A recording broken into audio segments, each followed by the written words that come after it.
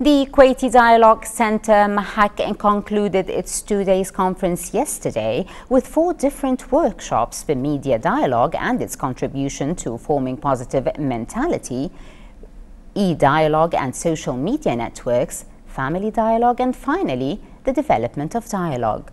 Our correspondent Al-Ahmad was there with more details.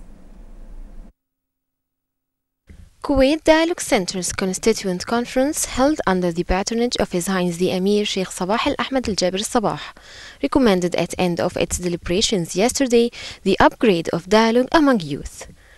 The participants in the conference called for using proper dialogue methods in social media networks with the objective of guaranteeing security and privacy of users.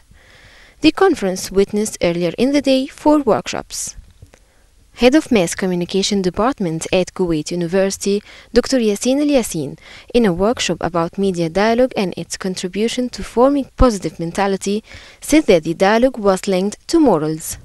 Establishing a dialogue among the people will help solving a lot of problems.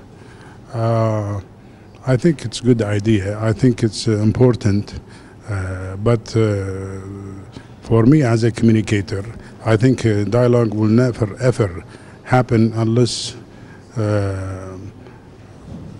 the people who want to have the dialogue, they have to pay attention to the time of the dialogue, and the most important, the place, because you cannot make a dialogue with somebody when the time is wrong. And at the same time, you cannot make a good dialogue or a positive dialogue when the place is wrong. Time and space, you know, there are a lot of books written about this, and says the importance to communicate and to make a good communication is to pay attention to these 2 things. He said that society members should select the best representatives in order to have proper dialogue, as there cannot be a dialogue without having mutual confidence, and balanced media for using improper language, which contributed to alien traditions. Laws cannot create a certain dialogue language, but dialogue needs culture.